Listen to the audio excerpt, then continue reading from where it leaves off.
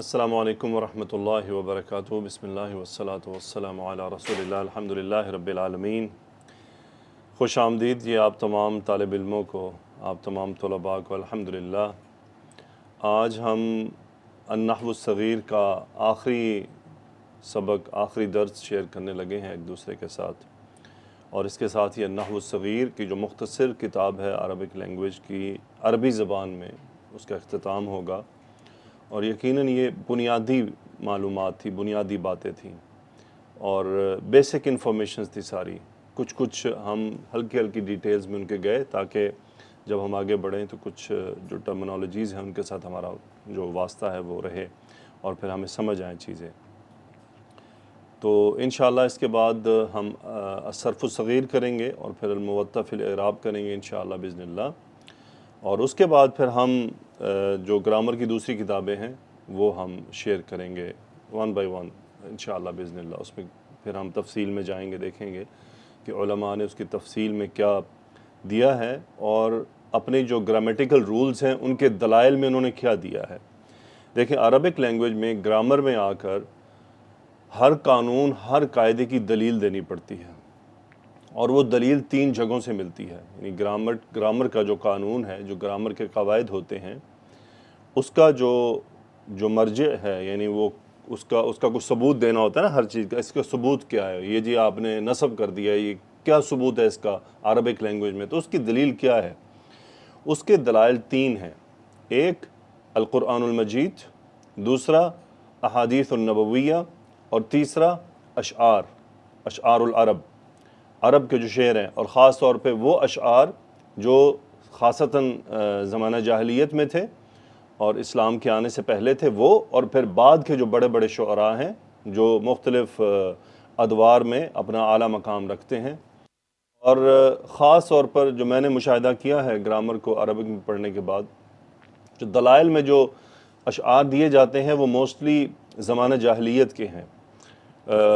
کیوں ہے؟ ایسا اس لیے ہے کہ دیکھیں قرآن مجید پر تو کوئی اعتراض کافر کر سکتا ہے کہ جی آپ نے گرامر کے حساب سے یہ بتایا، تو قرآن تو چونکہ آپ اس پر ایمان رکھتے ہیں تو اس لیے آپ اس کی کسی بھی بات کو غلط نہیں کہیں گے۔ تو پھر ایسے کافر کو گرامر کا رول سمجھانے کے لیے آپ کو کیا کرنا پڑے گا؟ آپ کو یعنی اس شعر کی دلیل دینی پڑے گی جو کافروں کا ہی تھا۔ تو پھر ان کو بتانا پڑے گا دیکھیں یہ وہ شعر ہے جس میں قرآن مجید سے پہلے عربک بولنے والے، عربی ادب والوں نے یہ اسلوب استعمال کیا اور اس پر کسی نے اعتراض نہیں کیا، سب نے اس اسلوب کو قبول کیا۔ تو یہی گرامر کا رول ہے۔ لیکن ایز اے مسلم صاف ظاہر ہے کہ ہمارے لیے قرآن مجید فائنل ڈیسٹینیشن ہے اور فائنل ہی منبع بھی یہی ہے۔ یعنی اگر آپ دیکھیں علماء جو ہیں وہ جب گرامر کے اور نحو کے قواعد اور صرف کے قواعد اور اس کے جو مثالیں دیتے ہیں پھر وہ قرآن مجید سے دیتے ہیں اس کا یعنی ثبوت کے طور پر۔ تو میں ایک شیخ کی کتاب پڑھ رہا تھا اور یہ مختلف شیوخ جو گرامر کے ہیں وہ یہی آراء رکھتے ہیں کہ کوئی بھی گرامر کا جو ٹیچر ہے، عربک لینگویج کا جو ٹیچر ہے، اگر وہ اپنی بتائے ہوئے قاعدے کی دلیل قرآن، حدیث یا شعر سے نہ دے سکے تو وہ ٹیچر نہیں ہے۔ یعنی اگر وہ دلیل خود ہی کوئی جملہ بنا کر دے رہا ہے تو پھر وہ ٹیچر نہیں ہے، وہ he should not call himself a teacher of Arabic language۔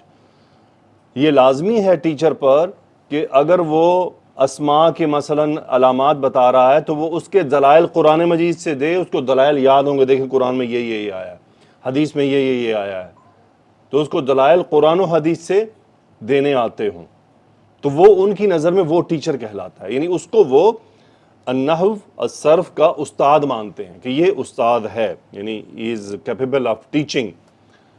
اور ادر دین دس وہ پھر ٹھیک ہے چل رہا ہے، ایک ٹیوشن یا ایک گائیڈنس ہے، لیکن وہ اس کو استاد کا درجہ نہیں دیتے ہیں۔ استاد کے لیے ان کے قواعد یہ ہیں کہ جو ٹیچر ہے عربک لینگویج کا، وہ جب قاعدہ بتا رہا ہے، قانون بتا رہا ہے، تو اس کی دلیل اس کے پاس قرآن، حدیث یا اشعار کے ساتھ ہونی چاہیے۔ اسے شعر پیش کر دینا چاہیے، قرآن کی آیت پیش کر دینی چاہیے، یا کوئی حدیث نبوی صلی اللہ علیہ وآلہ وسلم پیش کر دیجیے۔ دیکھیں کیا کہ دیکھیں جی یہ منسوب ہے تو یہ اس کی دلیل ہے کہ قرآن و حدیث میں ایسے آیا۔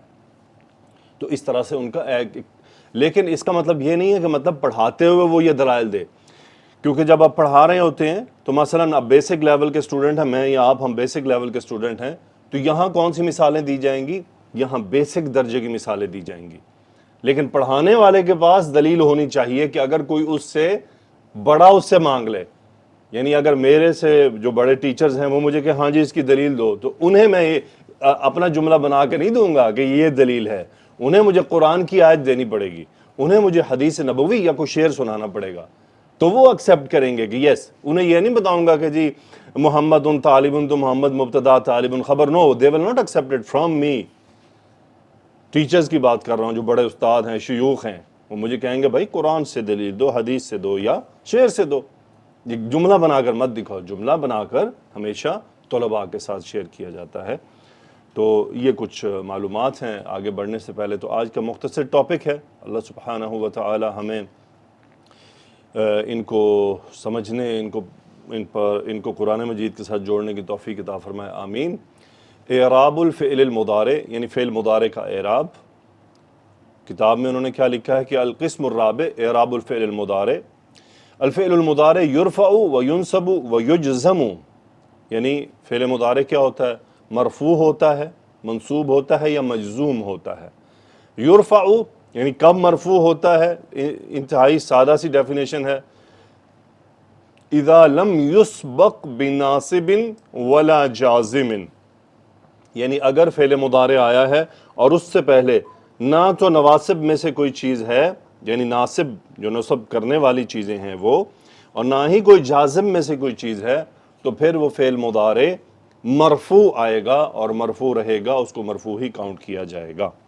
تو اس کا مطلب کہ مرفوع پہچاننے کے لیے ہمیں یہ بھی پتہ ہونا چاہیے کہ نواسب کون سے ہیں، جوازم کون سے ہیں. کیا کہتے ہیں؟ ینصب، یعنی فعل مضارع ینصب نصب کیا جاتا ہے. کیسے؟ اذا سبق بناصب، یعنی جب فعل مضارع سے پہلے کوئی ایسی چیز آ جائے جو فعل مضارع کو منصوب کرتی ہو. یجزم، فعل مضارع مجزوم بھی کیا جاتا ہے. اذا سبق بجازم، جب اس سے پہلے کوئی ایسی چیز آ جائے جو اسے جزم کرے. جیسا کہ بتایا کہ یہ ابتدائی درجے کی کتاب ہے، تو اس لیے انہوں نے ان چیزوں کا صرف مختصر تعارف کروا کر وہ انسٹرومنٹس دے دیے ہیں جو نصب کرتے ہیں یا جزم کرتے ہیں، یعنی مجزوم کرتے ہیں.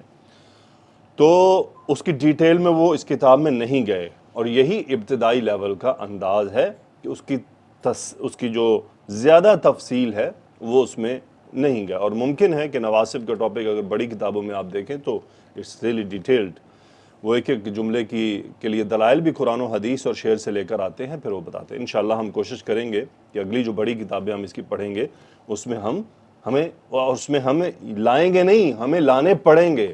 ہمیں دلائل شعر سے، قرآن سے یا حدیث سے دینے پڑیں گے.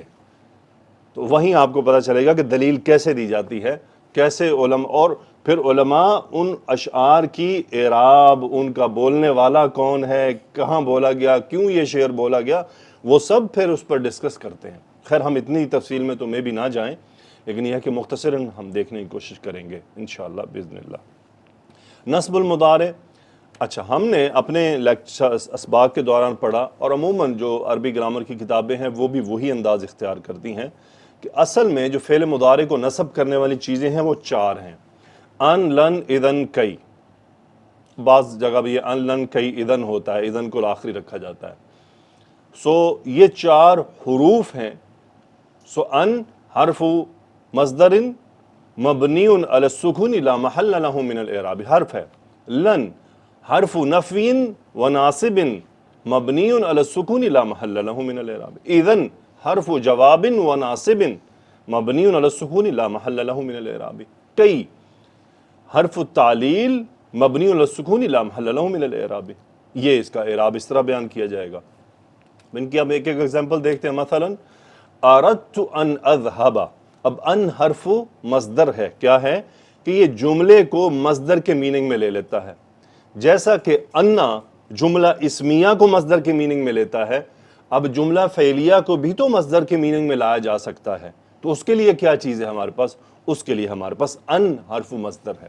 لیکن ان کیا کرتا ہے؟ جیسے انا جملہ اسمیہ میں اسم کو منصوب اور خبر کو مرفوع کرتا ہے، اسی طرح ان جملہ فعلیہ میں فعل مضارع کو منصوب کر دیتا ہے، اور یہ صرف فعل مضارع کے ساتھ آتا ہے۔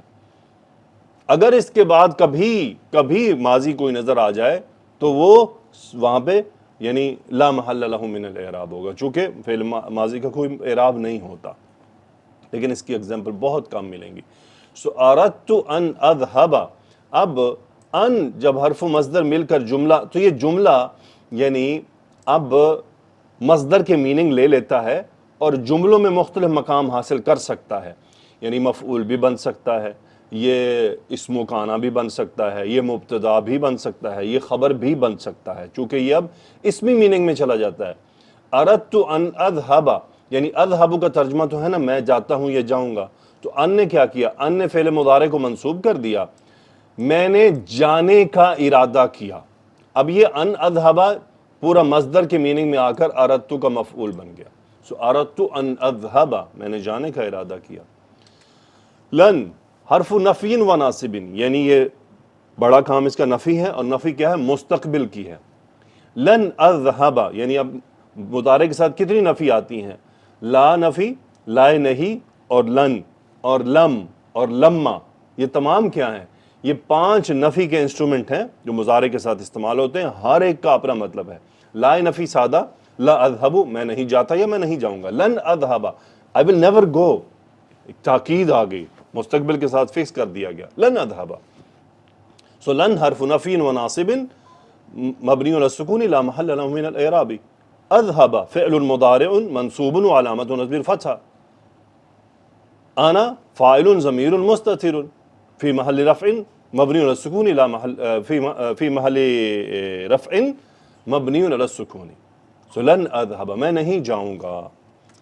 سوف اجتہد، اب اگر کوئی بات ہے سوف اجتہد، اور سوف حرف تنفیس یعنی مستقبل کے لیے، لیکن سین اور سوفا میں فرق ہے کہ سوفا تھوڑا سا ڈیلے ہوتا ہے اور سین اوپن ہوتا ہے۔ سوف اجتہد، ان قریب میں محنت کروں گا۔ اگر آپ مجھے کہتے ہیں سو آگے جملہ ہونا چاہیے تھا اذن تنجح، یعنی آپ مجھے کہتے ہیں سوف اجتہد، یقیناً میں ان قریب محنت کروں گا یا کروں گی، تو میں آپ کو جواب دوں گا اذن تنجح، تو تب تو تم کامیاب ہو جاؤ گے۔ سو مجھے یہاں پہ یہی لکھا۔ تو اگر یہ جملہ لینا اذن اکرم زیدن، تب تو میں زید کا اکرام کروں گا۔ مثلا مجھے کوئی کہتا ہے یاتی الیک زید، تمہارے پاس زید آئے گا، تو میں جواب کیا دوں گا؟ اذن اکرم زیدن، تب تو میں اس کی اکرام کروں گا۔ تو یہ حرف جواب ہے۔ اب اس کی کچھ شرائط ہیں جو ہم یہاں ڈسکس نہیں کریں گے۔ کبھی کبھی اس کا ایفیکٹ رک جاتا ہے، کبھی کبھی ایسی چیز آتی ہے کہ اذن کا ایفیکٹ نصب کرنے کا رک جاتا ہے۔ اگلا ہے کئی حرف تعلیل ہے، وجہ بیان کرتا ہے۔ اتیت الیک کی اتعلم، یعنی میں تمہارے پاس آیا تاکہ میں سیکھوں۔ اتیت الیک کی اتعلم، لام التعلیل، کئی اور لام ایک ہی میننگ میں ہے۔ اتیت الیک لی اتعلم، میں تمہارے پاس سیکھنے کے لیے آیا، لیکن فرق ہے۔ فرق کیا ہے؟ یہاں جو لام التعلیل ہے اس کو لام حرف جر بھی کہا جاتا ہے، یہ ایک تھوڑا سا فرق ہے، لیکن کئی کو حرف جر نہیں کہا جاتا۔ جو لام التعلیل ہے اس کو حرف جر کہہ دیا جاتا ہے۔ حرف تعلیل بھی ہے اور یہ نصب کا کام کر رہا ہے، لیکن یہ نصب کا کام براہ راست نہیں کرتا۔ علماء کہتے ہیں کہ اس کے بعد ان جو ہے وہ مصدر ان لِأَنْ أَتَعَلَّمَ، یہ ہے اصل میں، اصل یہ ہے لِأَنْ أَتَعَلَّمَ، لیکن کئی براہ راست کرتا ہے، اسی لیے ان، لن، اذن، کئی، یہ 4 تو براہ راست حرف ناصب ہیں، یعنی یہ 4 براہ راست ناصب ہیں۔ اس کے بعد جو ہم ڈسکس کر رہے ہیں وہ براہ راست ناصب نہیں ہیں۔ سو اسی لیے انہوں نے کتاب میں جو اپنی لکھا ہے وہ کیا لکھا ہے کہ ينصب المضارع بعد 10 احرف، یعنی انہوں نے 10 حروف کا تذکرہ کیا ہے، لیکن اصل میں یہ 10 نہیں ہے، اصل میں یہ 4 ہیں۔ بڑی بڑی گرامر کی کتابوں میں بھی یہ 4 کاؤنٹ کیے گئے ہیں، 1 2 3 4، لیکن انہوں نے 10 کیوں کہا؟ انہوں نے 10 اس لیے کہا کہ باقی بھی جو ابھی وہ لسٹ میں آئیں گے وہ بھی نصب کا کام کرتے ہیں، لیکن چند شرائط کے ساتھ۔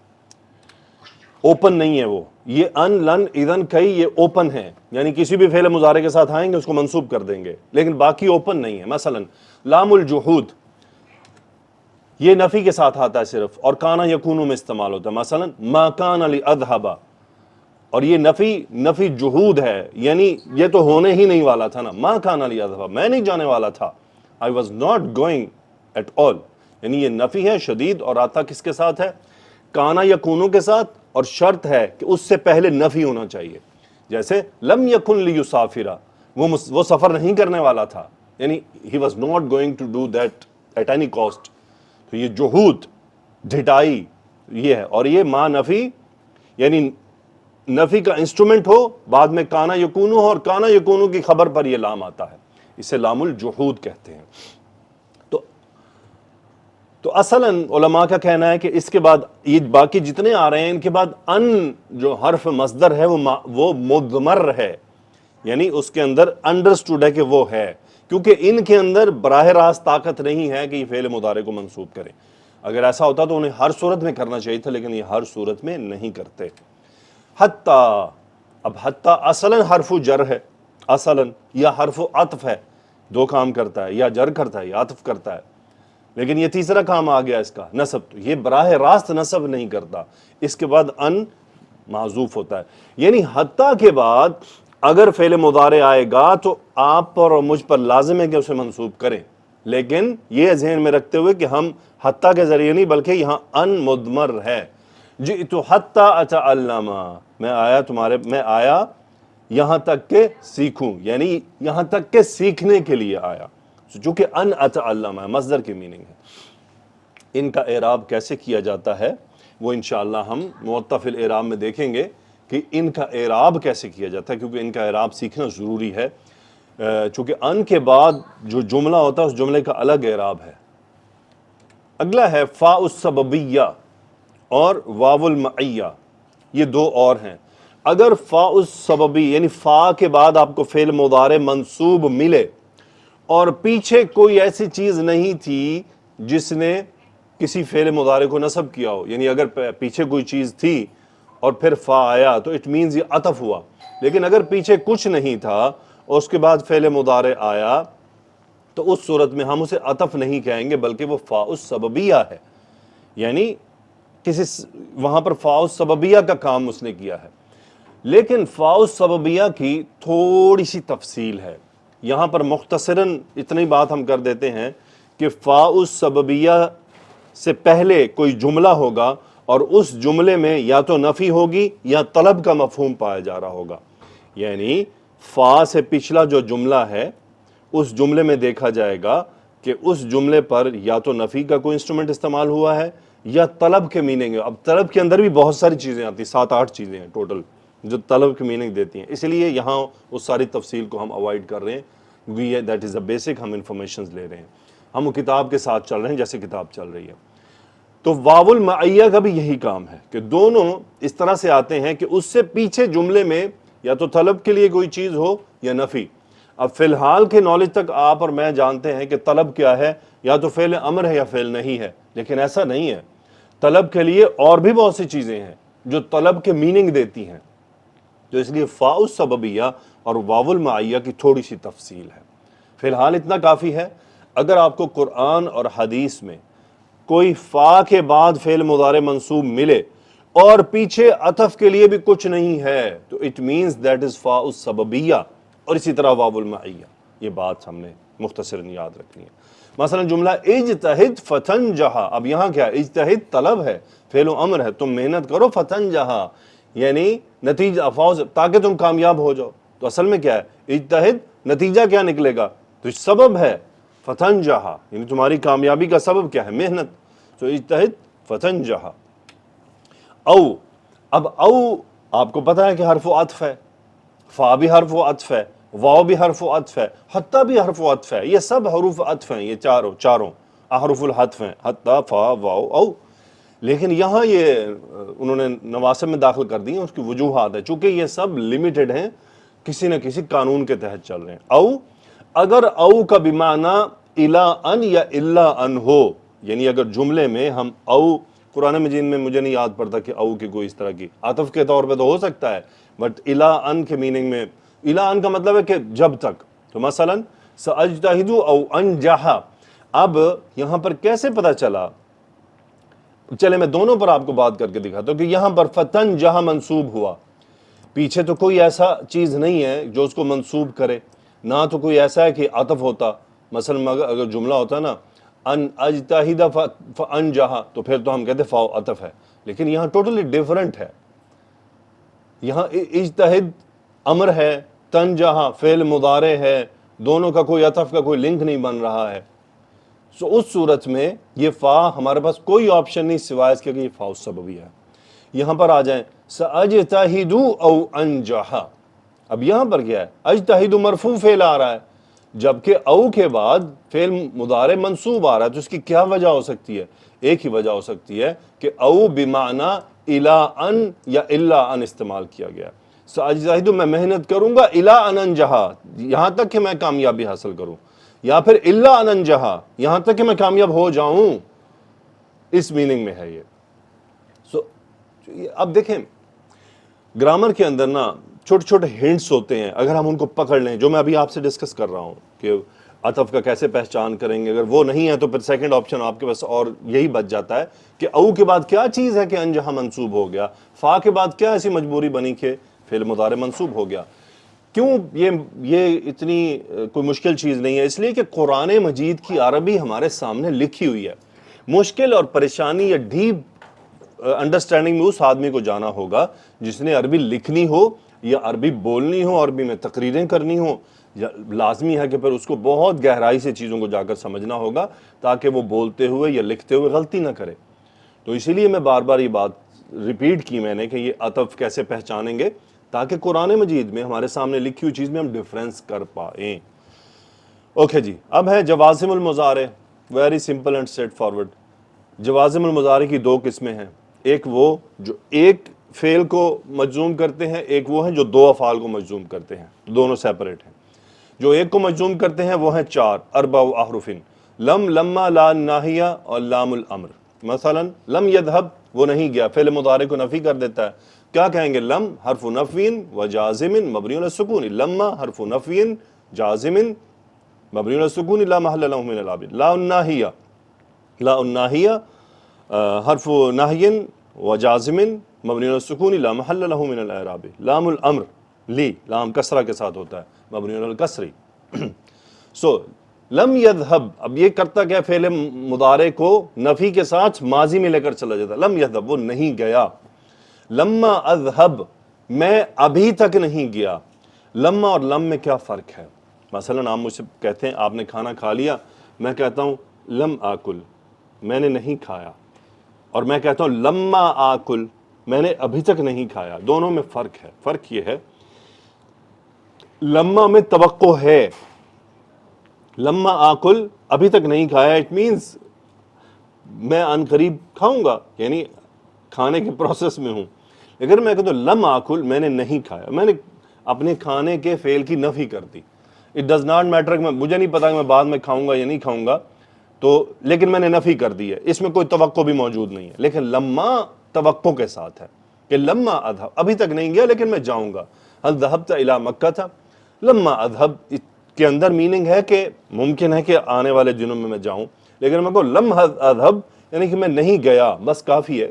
ماضی کی بات پوچھی گئی، میں نے کہہ دی میں نہیں گیا. یہ فرق ہے. لا تذهب، لا نہیں ہے، امر ہے، طلب ہے ایک طرح سے. دیکھیں امر ہم نے پڑھا نا، فعل امر. فعل امر کیا ہوتا ہے کہ تم کرو. اب کبھی یہ بھی تو ہوگا نا کہ تم نہ کرو، تو پھر کیا ہوگا؟ پھر ہمیں لا نہیں کہنا پڑے گا. تو یہ اس کے لیے آتا ہے، یہ مجزوم کرتا ہے. تو امر کا اصل ہی مجزوم ہے. لتذهب، اب لام الامر، دیکھیں ہم نے کیا کیا کہ امر مخاطب کے صیغوں کو کر دیا، لیکن کبھی کبھی غیر مخاطب کو بھی تو حکم دینا ہوتا ہے. تو اس صورت میں کیا ہوگا؟ اس صورت میں لام الامر استعمال ہوتا ہے. لیذهب، اسی لیے لام الامر جو امر کی گردان میں مخاطب شامل نہیں ہے. یعنی تھوڑی سی انڈرسٹینڈنگ ہے، تھوڑا سا غور کریں اگر ہم، کہ ہمارے پاس امر دو طرح کے ہوگا. ایک امر جو ہم نے پڑھا افعل، اور ایک امر پڑھا لیفعل. اب اگر گردان پر غور کریں، جو لام الامر کی گردان ہے اس میں مخاطب کے 6 صیغے شامل نہیں ہیں. کیوں شامل نہیں ہیں؟ ان کے لیے تو ہمارے پاس امر کا صیغہ موجود ہے، تو اس لیے ان کو اس میں شامل کرنے کی ضرورت نہیں تھی. لیکن جب غائب کے لیے ہمیں لام حکم دینا ہوا، یعنی غائب آدمی کو، تو پھر لام الامر استعمال. لام الامر استعمال کیا، لینظر الانسان، انسان کو دیکھنا چاہیے کہ، لیکن جو سامنے کے صیغے ہوتے ہیں وہ مخاطب کے لیے ہوتے ہیں، سب جس کو حکم دیا جا رہا. تو یہ چند باتیں ہیں. سو جوازم المضارع، ادوات الشرط الجازمہ. اب یہ وہ ہیں 12 ہیں. یہ فعل مضارع کو یعنی دو افعال کو مجزوم کرتے ہیں، جملۃ الشرط اور جواب الشرط، دونوں میں فعل مضارع آ گیا تو پھر وہ مجزوم ہوگا. سو ادوات الشرط الجازمہ کیا ہیں؟ 12 ہیں جو مختلف گروپس میں تقسیم ہے. مثلا 2 حرف ہیں، حرف صرف 2 ہیں، یعنی ان کیا کہیں گے ہم؟ حرف شرط مبنی علی السکون لا محل له من الاعراب. اذ ما حرف شرط مبنی علی السکون لا محل له من الاعراب. دونوں دونوں کیا کرتے ہیں؟ جملہ شرطیہ کو بھی اور جواب الشرط میں اگر فعل مضارع دونوں میں ہوں دونوں مجزوم ہو جائیں گے. مثلا پھر 2 اور ہیں، یہ اسم للزمان ہے. اب یہ 2 اسماء ہیں، ایانا اور متا، تو یہ دونوں اسم ہیں. اب آپ کو پتہ ہے کہ یہ ہر وقت شرط کا کام نہیں کرتے ہیں، ہر وقت جازم، یعنی یہ جو جوازم ہیں ان میں جو فکسڈ ہے وہ تو ان ہے، یعنی ان اگر شرط کے لیے آئے گا تو دونوں کو، ادما اگر شرط کے لیے آئے گا تو دونوں کو مجزوم کر دے گا. ایانا ہر وقت شرط کے لیے نہیں آتا، اسی طرح متا بھی ہر وقت شرط کے لیے نہیں آتا. صرف اس صورت میں کہ جب شرط کے لیے استعمال کیا جائے تو پھر یہ فعل مضارع کو مجزوم کر دے گا لازمی. اسی طرح من اسم الموصول ہے، لیکن اگر شرط کے لیے استعمال ہو تو پھر یہ جزم کا کام کرتا ہے اور یہ عاقل کے لیے استعمال ہوتا ہے. ما اسم الموصول یہ غیر عاقل کے لیے ہوتا ہے، عموماً یہ مجزوم نہیں کرے گا، لیکن اگر شرط کے لیے استعمال ہو تو پھر مجزوم کرے گا، لازمی کرے گا. اسی طرح مہما بھی، یہ بھی اسم ہے لغیر العاقل. حیثما، انا اور اینا، یہ 3 ہیں، یہ تینوں اسم للمکان ہیں. اس صورت میں یہ مجزوم کریں گے جب شرط کے لیے استعمال ہو، ادروائز نہیں کریں گے. اسی طرح کیفما حال کے لیے ہے، اس صورت میں مجزوم کرے گا جب شرط کے لیے ہو، ادروائز نہیں کرے گا. ایون حرف استفہام ہے، اس صورت میں مجزوم کرے گا جب یہ ہم شرط کے لیے استعمال کریں. تو یہ 12 ہیں جن میں سے 2 شرط کے لیے استعمال ہوتے ہیں، باقی 10 کی ریکوائرمنٹ پر ہے کہ ہم کر دیں ہیں یا نہیں کرتے ہیں، اور یہ اس کے علاوہ بھی آتے ہیں، جبکہ پہلے 2 آتے ہی شرط کے لیے ہیں، باقی ہماری مرضی پر ہے. ویسے بھی آ سکتے ہیں اور شرط کے لیے بھی استعمال ہو سکتے ہیں. ایو ایسا ہے کہ ایو کا جو مضاف الیہ ہوگا اس پر ڈیپینڈ کرتا ہے یہ کس کے لیے ہے. زمانے کے لیے بھی ہو سکتا ہے، یہ جگہ کے لیے بھی ہو سکتا ہے، عاقل کے لیے بھی ہو سکتا ہے. مثلا ایو شہرن، اب یہ مہینے کے لیے ہو گیا. اب میں کہتا ہوں ایو اردن، کون سی زمین، کس زمین پر، تو پھر کیا ہوگا؟ اب یہ مکان کے لیے ہوگا. میں کہتا ہوں ایو رجلن، اب عاقل کے لیے ہوگا. ایو کتابن، غیر عاقل کے لیے ہوگا. ایو حالن، حال بن گیا، کس حال میں.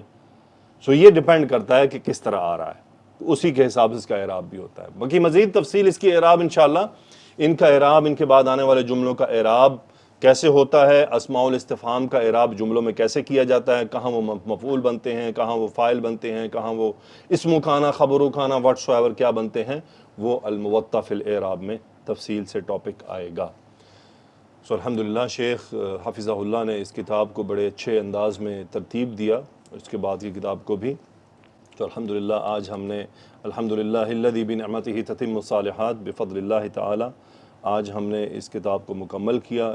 آپ کوشش کیجئے گا اس کو تھوڑا جلدی میں پڑھیے گا تاکہ اس سے آپ کو فائدہ ہو. اللہ تعالیٰ سے دعا کیجئے گا میری بھی کاوش اللہ قبول فرمائے، میرا سینہ بھی کھول دے اور آپ کا سینہ بھی کھول دے. اور جب تک یہ ویڈیوز یوٹیوب پر موجود ہیں، آنے والے سے سنتے رہیں، اس سے سمجھتے رہیں، اس سے سیکھتے رہیں. اور وہ ان سے درخواست ہے کہ وہ دعا ضرور کریں، اپنے لیے بھی، میرے لیے بھی، اور ہر سننے والے کے لیے، اور اپنے اور ہم سب کے لیے علم میں برکت کی دعا ہم سب ایک دوسرے کے لیے کیا کریں. سبحانک اللہم و بحمدک، اشہد ان لا الہ الا انت، استغفرک و اتوب الیک. اللہم صلی وسلم علی نبینا محمد. آمین رب العالمین. تقبل اللہ منا و منکم. السلام علیکم و رحمۃ اللہ وبرکاتہ.